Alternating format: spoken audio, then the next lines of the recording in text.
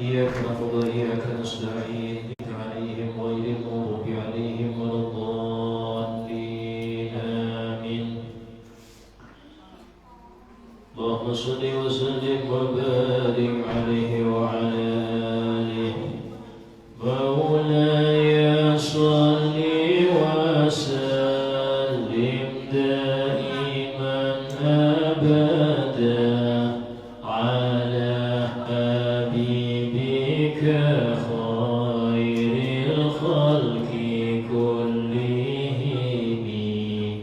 مولاي صل وسلم دائما أبدا على حبيبك خير الخلق كلهم.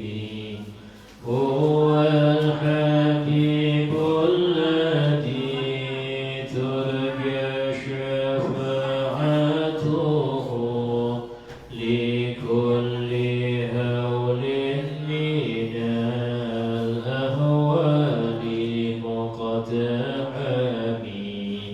مولاي صل وسلم دائما أبدا على حبيبك خير الخلق كلهم. محمد سيد الكونين والثقلين والفريقين من عرب ومن عجم. نبينا الأمير ناهي فلا أحد أبر في قولي لا منه ولا نعمي. مولاي صل وسلم دائما على حبيبك خير الخلق كلهم. فكالنبينا في خلق وفي خلق ولم يدانوه في علم ولا كرم. محكمة فما يبقين من شبه لذي شقاق ولا يبغين من حكم. مولاي صل وسلم دائما أبدا على حبيبك خير الخلق كلهم. يا ربي بالمصطفى بلغ مقاصدنا واغفر لنا ما مضى يا واسع الكرم. اللهم صل وسلم وبارك عليه وعلى آله. السلام عليكم ورحمة الله وبركاته. بسم الله الرحمن الرحيم. الحمد لله رب العالمين وبه نستعين على أمور الدنيا والدين. أشهد أن لا إله إلا الله وحده لا شريك له وأشهد أن سيدنا محمدا عبده ورسوله لا نبي بعده. اللهم صل وسلم وبارك وكرم وعظم ومجد على حبيبنا وشفيعنا وقرة أعيننا محمد وعلى آله وصحبه أجمعين. سبحانك لا علم لنا إلا ما علمتنا إنك أنت العليم الحكيم. رب اشرح لي صدري ويسر لي أمري واحلل عقدة من لساني يفقهوا قولي بجاه النبي وآله. قال الله تعالى وقل رب زدني علما. وقال رسول الله صلى الله عليه وسلم طلب العلم فريضة على كل مسلم. Alhamdulillah, segala puji bagi Allah Subhanahu wa Ta'ala yang telah mengumpulkan kita dalam majelis yang mulia ini di waktu yang mulia, yaitu malam Arafah, yang disebutkan banyak para salafun salihun di antara sahabat tabi'in yang mereka memfokuskan ibadah di malam-malam yang mulia seperti ini, sehingga memperbanyak doa, memperbanyak zikir, memperbanyak sholat, memperbanyak istighfar dan lain sebagainya. Dan yang tidak kalah penting adalah ibadah thalabul ilm.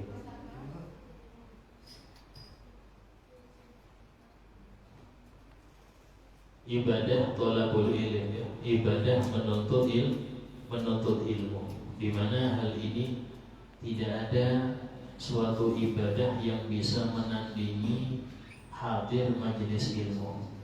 Dan cukuplah menjadi bukti hal itu sabda Nabi Muhammad SAW, yang mana beliau bersabda, huduru majlisi ilmin afdal min sholati alfi raka'ah wa iyadati alfi marid wa tashfi'i alfi janazah, yang artinya menghadiri satu kali majelis ilmu tidak ada niat kecuali memang untuk menambah ilmu, tidak ada niat kecuali untuk mengajar ilmu, tidak ada niat yang lain. Maka hadirnya dia di majelis itu, walaupun istilahnya nggak paham, ya, itu lebih utama daripada dia sholat sunnah 1000 rakaat. Siapa yang kuat malam ini sholat 1000 rakaat? Gak ada yang kuat, ya, gak ada yang kuat. 100 saja sudah. Nah, tapi untuk anda hadir majelis ilmu itu lebih baik dari anda sholat sunnah 1000 rakaat. Bahkan ditambahi lagi, lebih baik juga dari menjenguk 1000 orang sakit. Mungkin seumur-umur kita kalau dihitung mulai lahir sampai sekarang, orang sakit yang kita jenguk gak sampai 1000. Hadir majelis ilmu dengan niat lillah ta'ala, maka pahala yang anda dapat melebihi itu, melebihi menjenguk 1000 orang sakit. Bahkan ditambah lagi wa tashyi'i alfi janazah, menghadiri majelis ilmu lebih baik daripada anda mengantarkan 1000 jenazah. Padahal pahalanya mengantarkan jenazah itu 1 kilo, pahala sebesar gunung Uhud. Sehingga sebesar itu pahala hadir majelis ilmu, iya. Kenapa? Karena sholat anda tidak mungkin sah tanpa ilmu. Anda nggak mungkin punya niat baik ketika menjenguk kecuali anda tahu ini termasuk hak muslim, ini ada niatnya, niat ini. Kalau nggak akan mau semangat, Pak. Sama ketika mengantarkan jenazah, kalau tidak mendengar ilmu tentang fadilah mengantar jenazah, tidak mungkin hati tergerak untuk ke situ.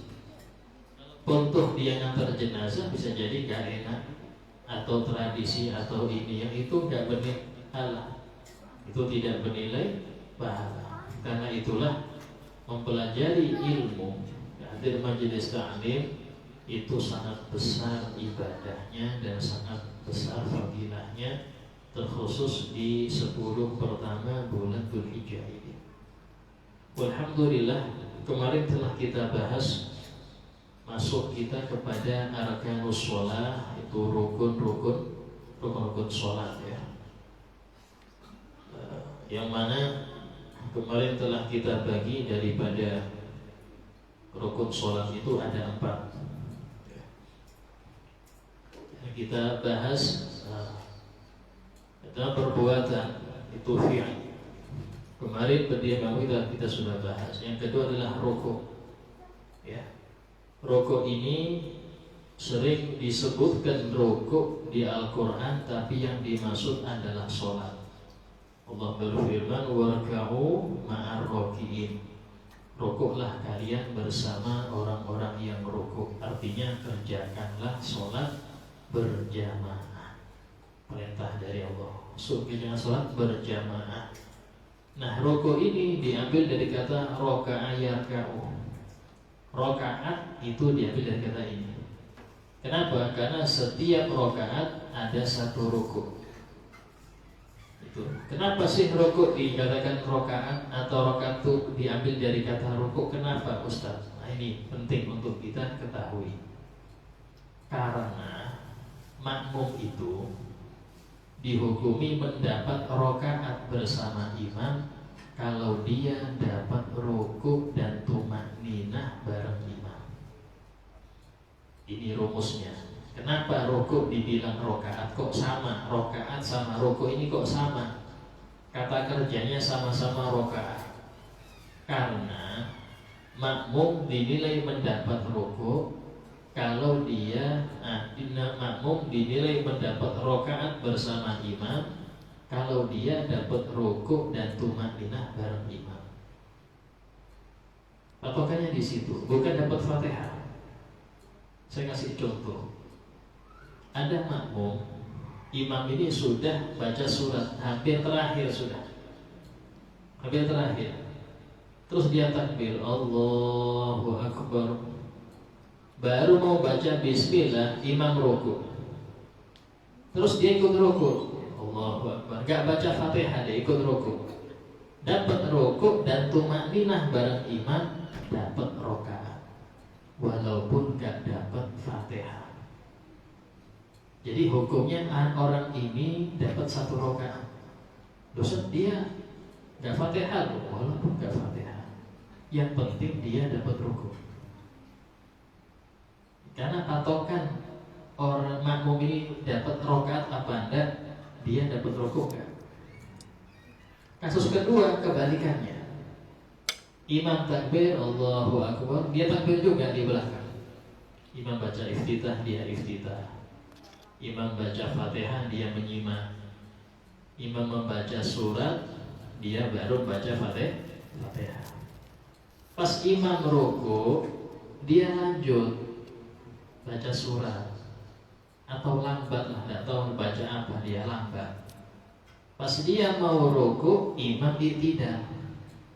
Yang seperti ini gak dapat rakaat, walaupun dia takbir bareng imam dari awal. Tuh kenapa? Karena dia gak dapat rukuk bersama imam. Salah sendiri. Kenapa gak rukuk cepet?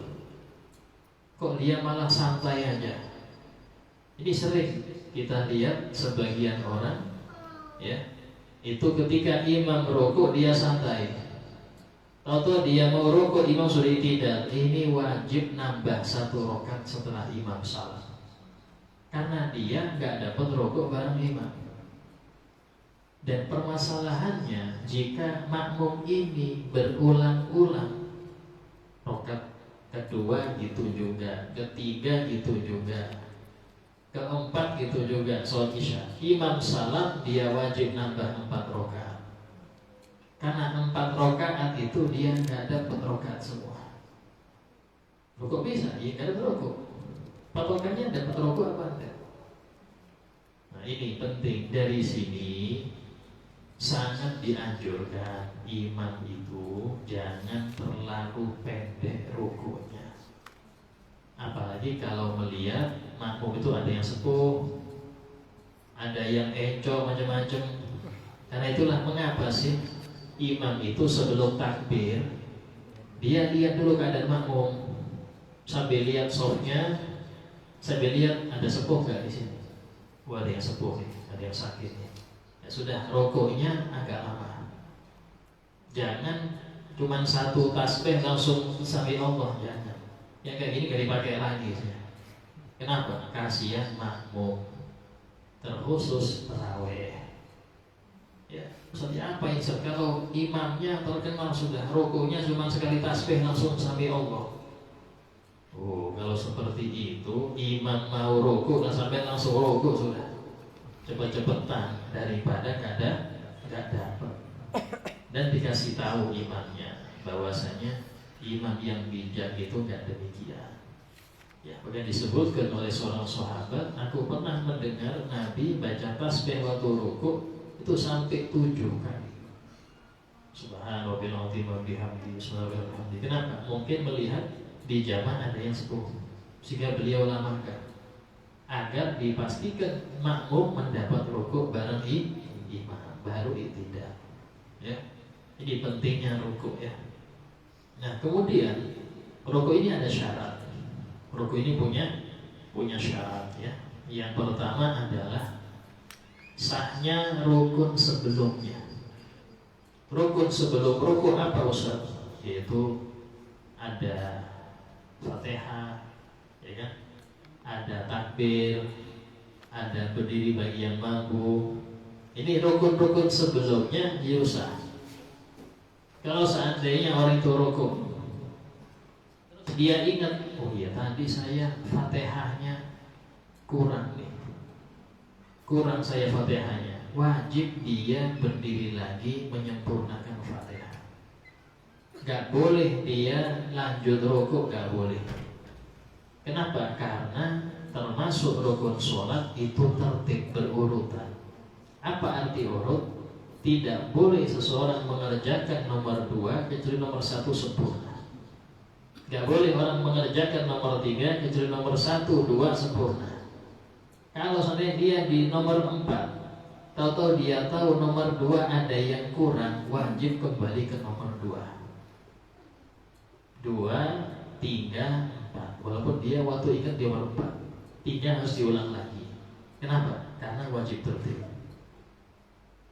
Karena itulah disebutkan kalau ada orang ini tengah-tengah sujud dan dia ingat belum baca Fatihah, maka dia langsung wajib untuk berdiri membaca Fatihah.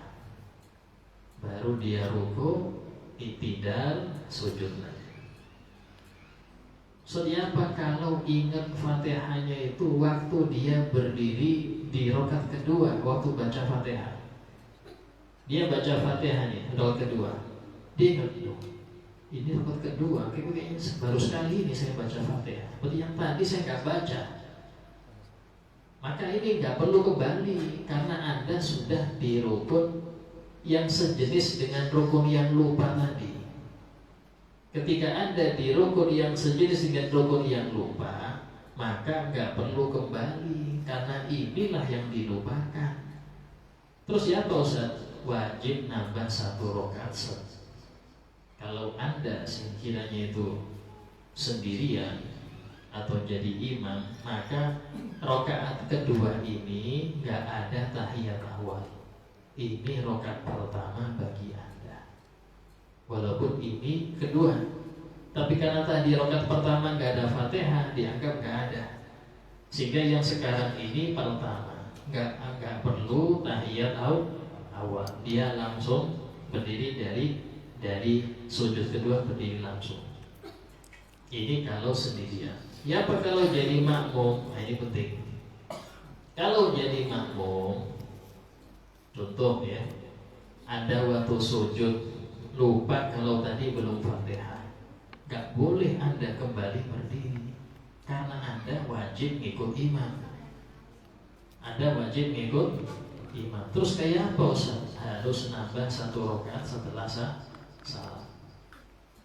Ini bedanya orang sendirian dengan berjamaah ya. Itu. Jadi sholat pertama adalah rukun sebelum rukuk sudah harus sempurna dulu. Yang kedua, dia menunduk rukuk, niatnya hanya untuk rukuk. Kalau niatnya bukan untuk rukuk, maka wajib dia kembali tegak dan menunduk lagi untuk rukuk. Contoh dia sudah baca surah apa? Dia membaca surah ya. Tahu-tahu kopiahnya jatuh. Ngambil kopiah dia.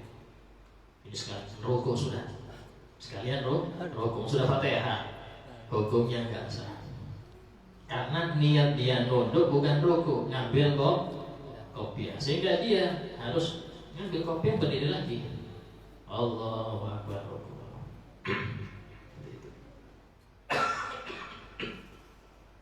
Nah, ya, selanjutnya yang ketiga, rukuknya dia harus menunduk. Sekiranya tangan kalau terjulur, sekiranya ya, berarti nggak wajib. Nggak wajib ini tangan nggak wajib nyentuh. Sekiranya tangan kalau terjulur bisa nyentuh lutut. Walaupun dia nggak megang, dia gini aja sah. Nggak wajib. Ini nyentuhnya nggak wajib. Cuman patokan rukuknya sah apa? Ya, kalau tangan terjulur bisa nyentuh. Jadi kalau gini aja enggak, gini aja rukuknya nggak bisa nyentuh ini, nggak sah. Jadi kalau mau sah, sekiranya nunduknya itu kalau tangan dia terjulur gini nyentuh lutut. Itu patokan minimal orang dianggap sah rukuk. Ya, walaupun nggak nyentuh hukumnya sunnah, tidak wajib. Ya. Cuma kadang-kadang ada orang yang terlalu ya, sampai kayak senam gitu, nyentuh jari-jari kaki. Ini aerobik apa rukuk sampai ya. Ya, beda. Rukuk itu paling afdol sekiranya punggung dan leher Anda tengkuk itu seperti satu papan yang lurus. Ya, lurus. Ya, gitu. Dan nggak boleh inkhinas. Inkhinas ini membusukkan dada, ya, sama wajah ke depan. Terus sampai pernah lihat dalam tempur kayak gitu sudah. Kayak gitu, ini nggak sah, rukuk yang nggak sah. Ya, walaupun itu nyentuh lutut nggak sah, karena itu bahkan kata ulama membatalkan sholat kayak gitu. Bikin batal sholat, bukan batal rukuk, batal sholat. Wajib pulang takbir dari sholat. Kalau modelnya demikian. Syarat yang selanjutnya, ya, harus tumakninah. Harus ada tumakninah. Apa tumakninah itu? Berdiri sejenak sekitar masa atau waktu yang diperlukan membaca tasbih subhanallah. Itu sudah cukup. Jadi tumakninah itu diwajibkan di rukun-rukun fi'li, rukun perbuatan yang enggak ada bacaan wajib. Yang ada bacaan wajib itu seperti apa? Berdiri bagi yang mampu, duduk tahiyat akhir, itu bacaan wajib. Sehingga kalau rukun fi'li yang ada bacaan wajib nggak perlu tumakninah lagi, karena bacaan wajib itu sudah lebih dari cukup. Tapi yang nggak ada bacaan wajib, rukuk, i'tidal, sujud, duduk antara dua sujud, ini rukun-rukun yang nggak ada bacaan wajib, harus ada tumakninah. Apa? Berdiam sejenak, itu harus. Ya, ini syaratnya rukuk. Harus seperti itu. Nah, kemudian rukun yang selanjutnya, ya, itu adalah i'tidal. I'tidal ini artinya apa, Ustaz? I'tidal itu artinya Anda kembali ke posisi sebelum rukuk. Kembalinya seorang ke posisi sebelum rukuk. Kalau sebelum rukuk dia berdiri, maka i'tidalnya berdiri. Kalau sebelum rukuk dia duduk, maka i'tidalnya duduk. Jadi tergantung posisi dia sebelum rukuk apa. I'tidal ini termasuk rukun pendek. Jadi dalam rukun fi'li itu, rukun perbuatan itu dibagi dua. Ada rukun panjang, ada rukun pendek. Rukun pendek itu cuma dua, i'tidal sama duduk antara dua sujud. Apa arti rukun pendek? Artinya gak boleh dipanjangkan melebihi dari batas yang sudah ditentukan syariat. Kalau sujud sampai mau 2 jam gak apa-apa, asal waktunya belum keluar, itu aja. Mau rukuk 3 jam silahkan. Disebutkan Nabi SAW itu, beliau kalau sholat malam ya, itu membaca dalam sholatnya itu Al-Baqarah, Ali Imran 1 rakaat. Nanti rukuknya sepanjang itu. Kalau diperlukan 2 jam, rukuk 2 jam. Nah, rukuk, sujud ya, berdiri itu rukun panjang. Mau lama gak apa-apa. Tapi kalau i'tidal sama duduk antara 2 sujud itu rukun pendek, gak boleh dipanjangkan. Batas maksimal berapa Ustaz? Untuk i'tidal, batas maksimalnya waktu yang diperlukan untuk membaca dzikir yang Nabi baca ketika i'tidal ya. Dalam semua riwayat itu Nabi baca apa? Itu dikumpulkan, maka sebatas itu ditambah nanti apa? Bacaan Fatihah. Jadi untuk i'tidal ini ya, waktu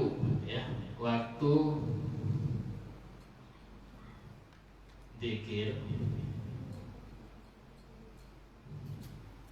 ditambah Fatihah. Ini untuk waktu paling maksimal i'tidal. Waktu dzikir ini, dzikir apa? Yang dzikir yang Nabi baca waktu i'tidal.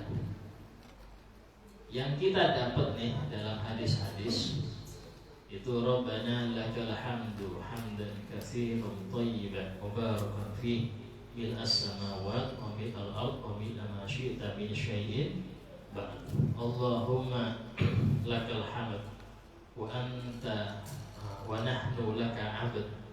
Allahumma la mani'a lima a'tayt wa la mu'ti lima mana'ta wa la radda lima qadayt wa la yanfa'u dzal jaddi minkal jadd. Ya, ini i'tidal. Jadi waktu dzikir yang pernah Nabi baca, waktunya aja. Ditambah waktu yang diperlukan baca Fatihah. Fatihah berapa detik bacanya biasanya? Gak sampai semenit ya, jarang semenit itu. Nah, kecuali qiraat baru semenit lebih. Kalau baca normal paling ya 30 detik. Ditambah waktu dzikir berapa? Anggap seluruhnya 1 menit. Sudah i'tidal paling lama semenit. Lebih dari itu sengaja batal sholatnya. Kecuali i'tidal rakaat terakhir. I'tidal rakaat terakhir dipanjangkan gak apa-apa. Kenapa? Karena waktu qunut. Ustaz itu kan subuh Ustaz. Kalau duhur masa ada qunut? Iya, qunut nazilah. Qunut yang dibaca ketika terjadi musibah kepada muslimin, itu sunnah membaca qunut nazilah. Qunut ini dibaca di setiap 5 waktu, tapi di akhir. Mau itu subuh, duhur, asar, maghrib, isya, ada qunut nazilah. Karena itulah ulama mengatakan i'tidal rakaat terakhir tidak apa-apa dipanjangkan, karena dia waktu qunut. Ya. Nah, syaratnya i'tidal sama kayak tadi, hampir sama. Pertama harus sah rukun sebelumnya, rukuknya sah, Fatihahnya sah ya. Yang kedua, i'tidalnya memang niat i'tidal, gak ada tujuan lain. Pas orang rukuk sumpama, tahu-tahu ada kucing lewat, kaget dia. Ya sekarang i'tidal sudah sampai Allah boleh mendadak sah. Karena dia tegaknya bukan karena i'tidal. Kaget dia lihat tikus, kaget, hanya dia tegak. Nah ini tegaknya bukan karena i'tidal. Harus dia balik ke rukuk lagi, i'tidal sami'ul hamidah untuk i'tidal. Terus kemudian syaratnya harus tegap. Jadi gak boleh dilegini aja i'tidalnya, baru udah bisa tegap dulu, walaupun sebentar. baru dia rukuk. Kadang ada orang terlalu cepat, sami Allahu hamidah, ini bukan i'tidal namanya, tegak dia, baru dia. Itulah kalau saya lihat sholat yang tarawih tercepat itu banyak batalnya sudah. Secara fikih batal, secara tasawuf hancur, nggak ada lagi yang diinginkan. Tapi subhanallah ya, yang niru banyak. Ya, karena memang Indonesia ini senang yang viral. Ya, kalau sholat yang tarawih biasa, Ustaz banyak, Ustaz grogot. Ini yang jarang nih, yang sensasi nih jarang nih. Iya, yang neraka jarang. Ibadah masuk neraka itu jarang. Yang banyak maksiat masuk neraka. Nah di sini jarang orang ibadah masuk neraka. Iya, itulah sensasi. Dan itu yang dicari. Kalau ngerti itu maksiat, orang sudah gak mau sama maksiat. Tapi ini ibadah, bentuknya ibadah tapi maksiat. Kok bisa Ustaz? Iya. Bahkan disebutkan bahwasanya Nabi itu melarang orang yang mencuri sholat, sarikus sholat. Apa itu? Yang gak ada tumaninahnya. Di Nabi melarang mencuri sholat. Berarti pencuri potong tangan, maksiat dia. Bukan mencuri harta dia mencuri sholat. Coba, Nabi menggelari orang seperti ini mencuri sholat.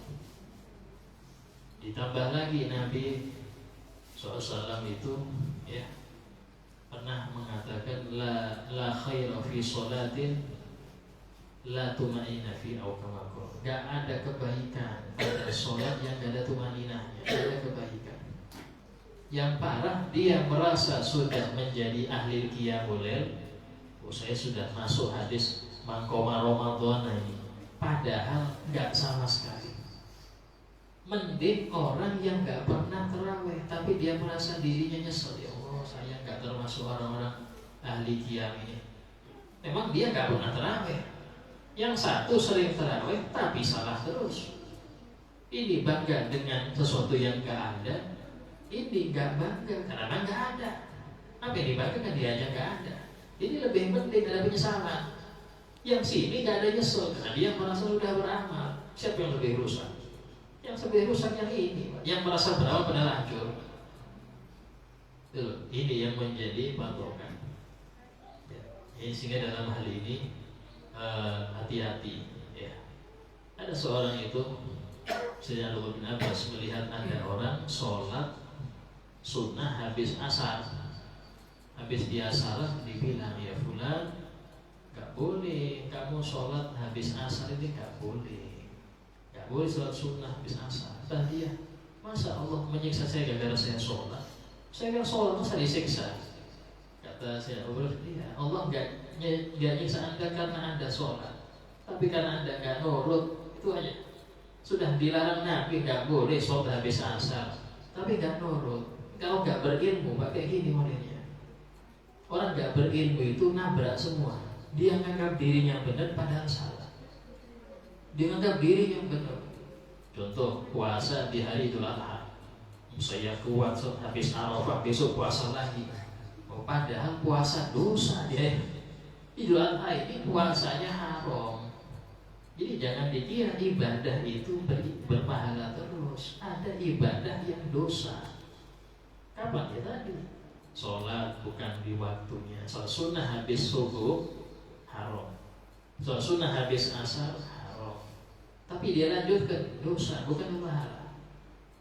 Puasa Idul Adha haram. Hari Tasyrik haram. Jadi 4 hari yang dibolehkan kurban semuanya haram puasa.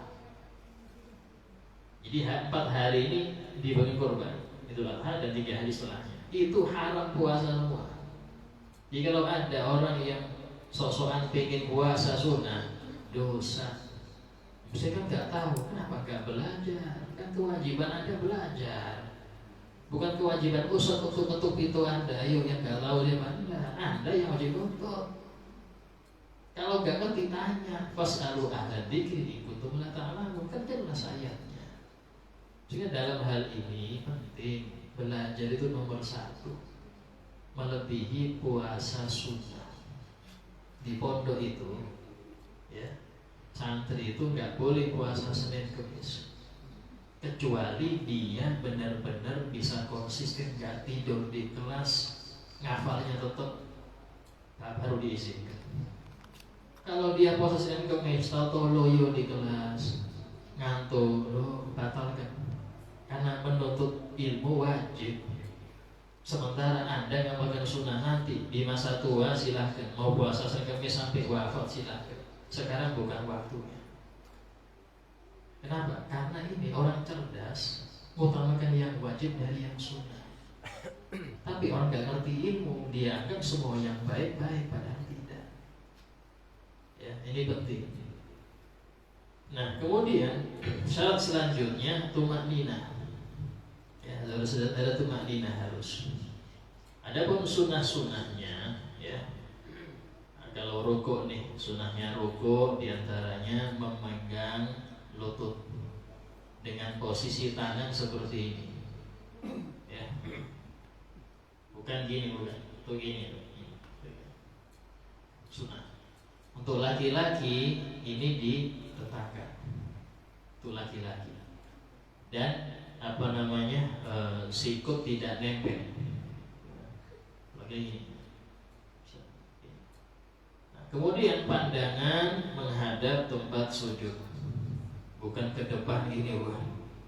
Sebagian orang saya lihat ke depan ini, ngapain dia depan? Pandangan tempat sujud. Ya. Imam As-Sarwar di dalam kitab Amaliful Ma'arif mengatakan pandangan ke jari kaki. Jadi silahkan pilih. Nah, kemudian membaca tasbih. Tasbih ini banyak ya, yang kita dapat di kitab-kitab hadis. Ada yang sering kita baca Subhanallahil azim wa bihamdihi. Kemudian ada juga bacaan Subuhun Qudusun Rabbuna wa Rabbul Malaikati waruh. Ini Nabi semua yang baca ini. Ini sahabat dengar, saya dengar Nabi waktu rukuk baca ini. Ada lagi sahabat saya dengar Nabi waktu rukuk baca ini. Itu banyak riwayat baca Nabi waktu rukuk. Dan Subuhun Qudusun Rabbuna wa Rabbul Malaikati waruh. Ada juga pernah sahabat mendengar Nabi waktu rukuk membaca Subhanadil Jabarut wal Malakut wal Kibriya wal Azamah. Subhanadil Jabarut wal Malakut wal Kibriya wal Azamah. Ya. Ada lagi dalam riwayat lain Nabi ketika membaca Allahumma laka aslamtu wa bika amantu wa laka raka'tu khasha'a sam'i wa basari wa mukhi wa 'adudi wa lahmi wa mastaqallat qadamayya lillahi rabbil alamin. Itu panjang betul Bu ya.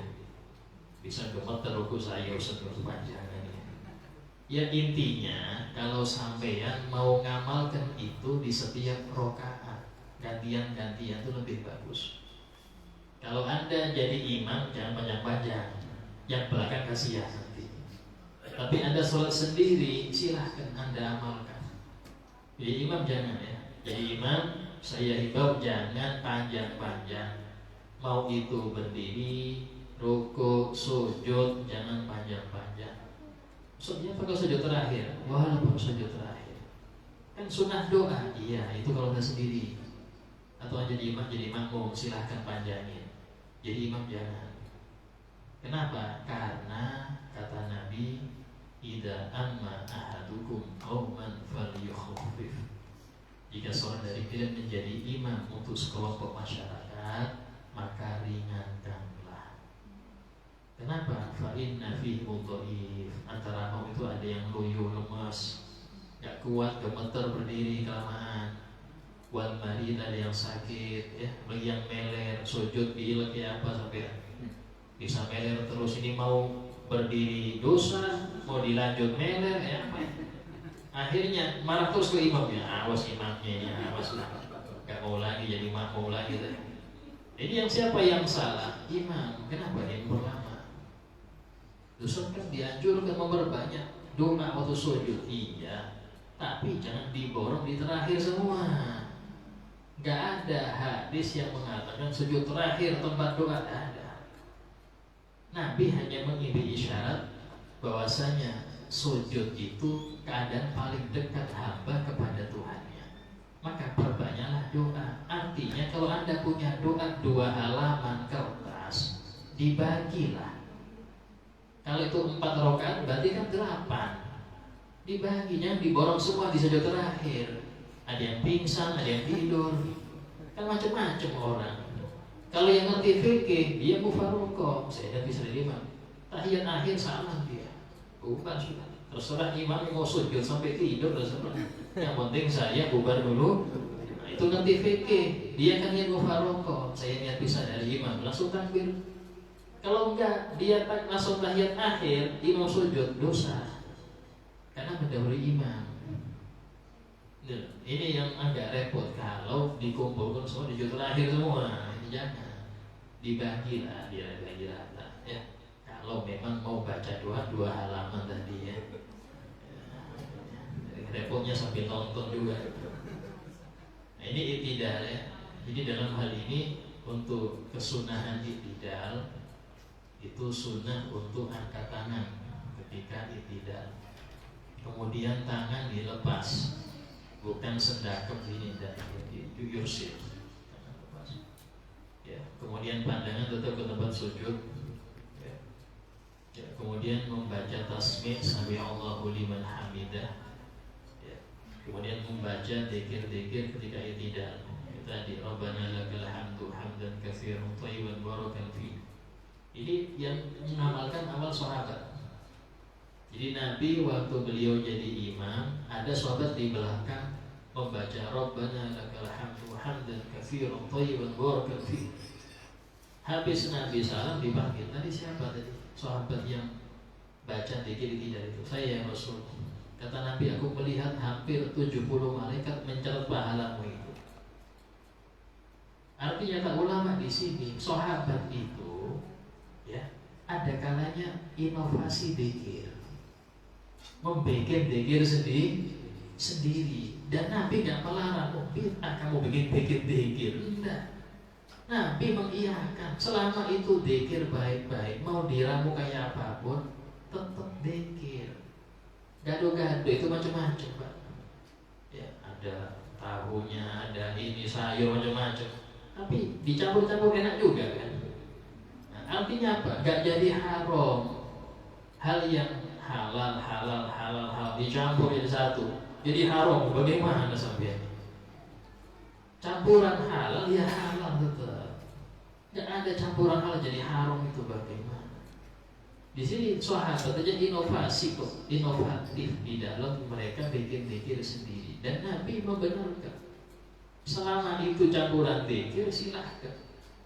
Ya, karena itulah saya mau menggabungkan ini istighfar, sholawat, tasbih, silahkan baca tidak apa-apa. Gak ada ceritanya Nabi melarang dzikir, tidak ada. Ya, itu. Kemudian membaca yang tadi Rabbana alhamdu bil as-samawat wa bil ard min asy-syai'in ba'd. Ya, baru kemudian rukun yang keempat sujud. Ya. Sujud ini termasuk rukun yang afdol. Bahkan ulama beda pendapat mana yang lebih afdol antara berdiri atau sujud. Yang paling afdol dalam sholat itu apa? Ada yang mengatakan berdiri paling afdol. Kenapa? Tempatnya dzikir paling utama Al-Quran. Tempatnya Al-Quran itu di berdiri. Kenapa? Fatihah dibaca waktu itu, surat pendek dibaca waktu itu. Sehingga berdiri ini paling afdolnya rukun sholat. Dan dengan dalil sabda Nabi SAW, kata Nabi, afdolus sholat turul kunut. Paling afdolnya sholat itu panjangnya kunut. Apa kunut? Berdirinya panjang, lama dia. Dan disebutkan Nabi SAW, dia kalau sholat sendirian itu memperpanjang berdirinya.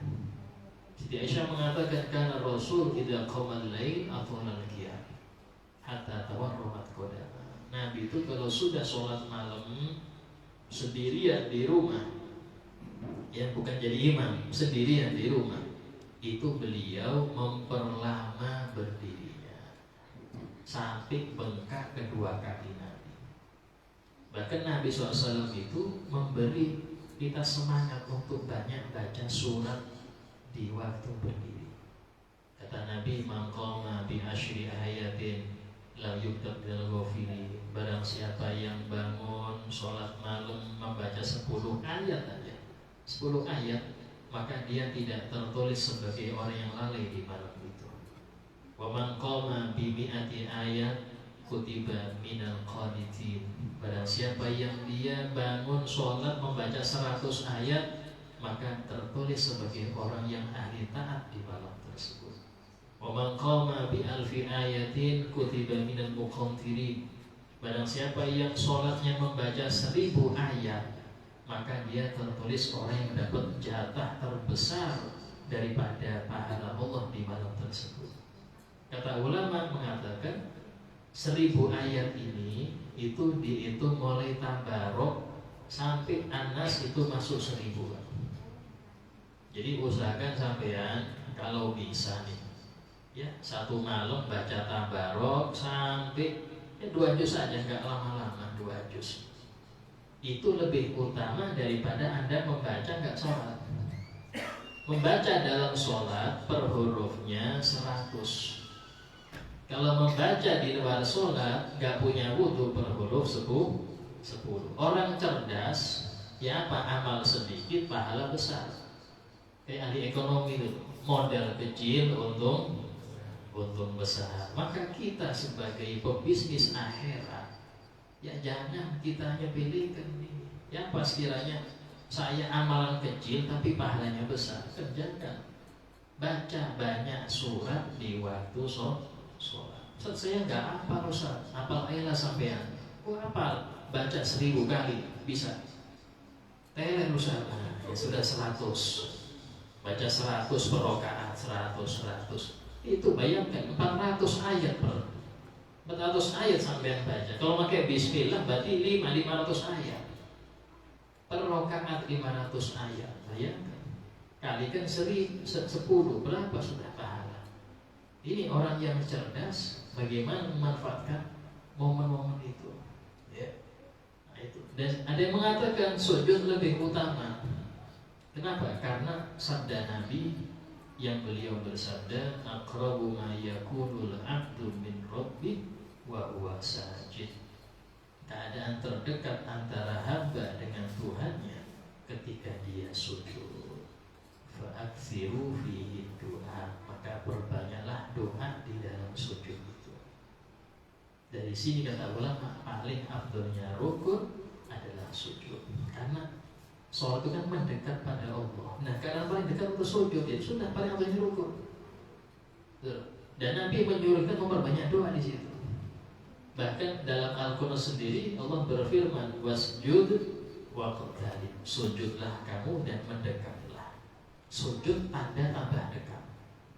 Dari sini Nabi mengisyaratkan kedekatan hamba itu bukan dengan jarak, tapi dengan keadaan. Sumpama ya, ada orang, ada makhluk Allah, entah malaikat kah, jin kah, siapa, di bawah arsy, tapi gak sujud. Dengan makhluk Allah di bawah bumi sujud, maka yang di bawah bumi lebih dekat kepada Allah daripada yang di bawah arsy. Karena patokan dekat bukan jarak. Sujud apa enggak, itu aja.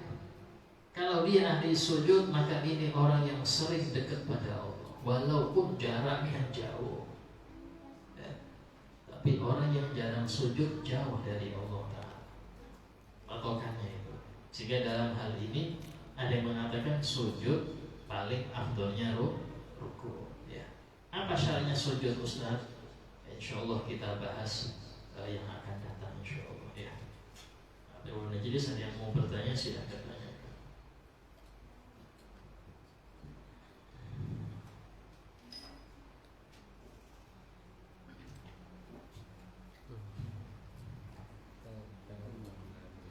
Waalaikumsalam warahmatullahi wabarakatuh.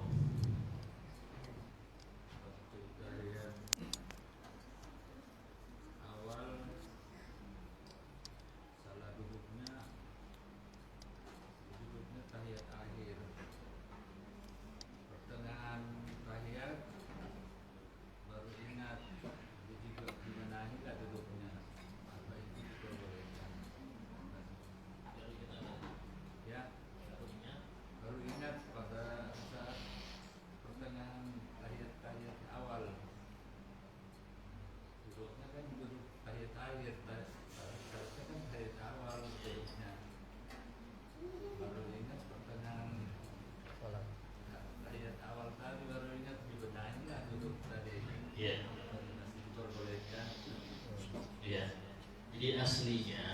duduk tahiyat awal, tahiyat akhir itu boleh iftirash, boleh tawarruk. Bahkan dua-duanya masuk duduk yang sunnah. Banyak kita lihat beberapa ulama itu duduk tahiyat akhir, maksudnya subuh ya, itu duduknya tahiyat awal. Nah, dan itu hal yang sunnah. Walaupun yang paling afdol, ini ada paling afdol itu adalah kalau tahiyat awal iftirash. Iftirash ini yang sering kita pakai itu ya waktu tahiyat awal. Kalau tahiyat akhir untuk dia, bukan untuk imam. Kalau dia itu masbuk, berarti belum tahiyat akhir dia. Sehingga duduknya jangan ikut tahiyat akhir kayak imam. Jangan di sini sunnah ya, bukan haram. Jangan di sini artinya anjuran, bukan larangan. Jangan dia duduk tawarruk, tapi duduk iftirash. Nah, kalau seandainya tengah-tengah duduk dia merubah posisi, apakah boleh Ustaz? Kalau itu khusyuk gak usah. Kalau itu mengurangi khusyuk Anda, merubah-rubah tadi, gak usah. Tetap Anda di posisi tadi aja. Ustaz, saya ini duduk tahiyat, sekarang posisinya tahiyat awal, tapi saya duduknya kayak tahiyat akhir. Tetap aja sunnah. Itu sunnah juga kok. Sebab kalau Anda merubah, khawatir gak khusyuk, khawatir gak khusyuk, atau khawatir ini, tidak perlu. Lanjutkan. Ya, itu sedalam hal masalah dulu.